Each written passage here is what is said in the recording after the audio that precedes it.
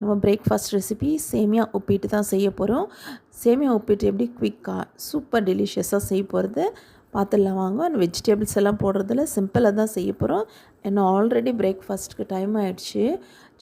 ஒரு கடாயில் நம்ம ஆயில் இல்லைன்னா கீ ஊற்றிட்டு சேமியா தேவைப்பட்டாலும் மெஷர்மெண்ட் எடுத்துக்கோங்க. இப்போ ஒரு கப்பு சேமியா எடுத்துருக்கோன்னா அதுக்கு நம்ம நல்லா ரோஸ்ட் பண்ணி எடுத்துக்கலாம். ஆயில் இல்லைன்னா கீ ஊற்றி ரோஸ்ட் பண்ணி எடுத்துக்கோங்க. இன்னொரு பக்கத்தில் ஒரு கடாயில் ஆயில் ஊற்றிட்டு கடுகு, கடலைப்பருப்பு, உளுத்தம்பருப்பு, வெங்காயம், பச்சை மிளகாய் போட்டு நல்லா வதக்குங்க. பூண்டு இஞ்சி பேஸ்ட்டு 1 ஸ்மால் டீஸ்பூன் அளவு போட்டுக்கோங்க. ரா ஸ்மெல் போகிற வரைக்கும் வதக்குங்க. ஜிஞ்சர் கார்லிக் பேஸ்ட்டு நல்லா வதங்கிட்ட பிறகு நீங்கள் பக்கத்துலேயே அந்த சேமியாவை மிக்ஸ் பண்ணி வச்சுக்கோங்க. அதுவும் ஃப்ரை ஆகின்னு இருக்கட்டும் ஒரு பக்கம். அது ப்ரௌன் ஆகிற வரைக்கும் ஃப்ரை பண்ணுங்கள் சேமியா. இந்த பக்கம் நம்ம வெங்காயம் வதங்கினதும் ஜிஞ்சர் கார்லிக் பேஸ்ட் போட்டு ginger garlic paste raw smell போனதுமே மஞ்சள் தூள் 1/2 டீஸ்பூன் போட்டுங்க. அப்புறம் 1 டீஸ்பூன் மிளகாய் தூள், பெருங்காயம் தூளும் போட்டுக்கோங்க. போட்டு அதையும் கொஞ்சம் மிக்ஸ் பண்ணிக்கோங்க. அது போட்ட பிறகு தக்காளி போட்டுக்கலாம். நல்லா ஒரு 2 பிக் டொமேட்டோ போட்டுக்கோங்க. அப்போ தான் நம்மளுக்கு இந்த சேமியா உப்பிட்டு நல்லா மாய்ஸ்டாக ஜூஸியாக இருக்கும். சூப்பர் டேஸ்ட்டில் இருக்கும் இது.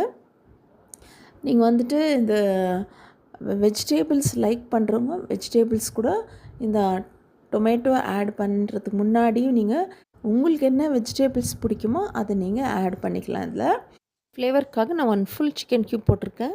தண்ணி மட்டும் பாருங்கள். இப்போ 1 கப் அளவு சேமியா எடுத்துருக்கோன்னா 2 கப் அளவு நம்ம தண்ணி ஊற்றிக்கணும். நார்மல் கோல்டு வாட்டர் தான் ஊற்றுறேன். 2 கப் அளவு நம்ம தண்ணி ஊற்றுறோம். கரெக்டாக இருக்கும் இந்த மெஷர்மெண்ட்டு. சேமியா போட்டுட்டு நல்லா மிக்ஸ் பண்ணுங்கள். தண்ணி பாயில் ஆன பிறகு தான் நம்ம சேமியா போடணும். போட்டுட்டு நல்லா மிக்ஸ் பண்ணுங்கள். தண்ணியும் சேமியாவும் ஃப்ளோ இந்த மாதிரி இருக்கணும். நல்லா மிக்ஸ் பண்ணிவிட்டு மீடியம் ஃப்ளேமில் வச்சு க்ளோஸ் பண்ணிடலாம்.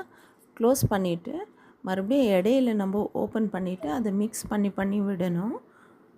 ஏன்னா அடி பிடிக்காத பார்த்துக்கோங்க. மிக்ஸ் பண்ணிட்ட பிறகு இப்போ நம்ம ஒரு 2 to 3 மினிட்ஸ் மறுபடியும் க்ளோஸ் பண்ணி வச்சோம்னா நம்மளுக்கு சூப்பராக ஒரு சேமியா பிரேக்ஃபாஸ்ட் ரெடி. சீக்கிரமாக நீங்கள் இந்த ரெசிபி ட்ரை பண்ணிவிட்டு எப்படி இருந்துச்சுன்னு எனக்கு கமெண்ட்ஸில் தெரியப்படுத்துங்க. இது வரைக்கும் ஸ்னேஹாஸ் குக்கிங் டைரி சப்ஸ்கிரைப் பண்ணலாம், சப்ஸ்கிரைப் பண்ணுங்கள் ஃப்ரெண்ட்ஸ். இது ரொம்ப சிம்பிள், ஈஸி, குவிக்காக செய்யலாம். செய்து சாப்பிட்டு எனக்கு கமெண்ட்ஸில் தெரியப்படுத்துங்க. பாய், see you all in next video.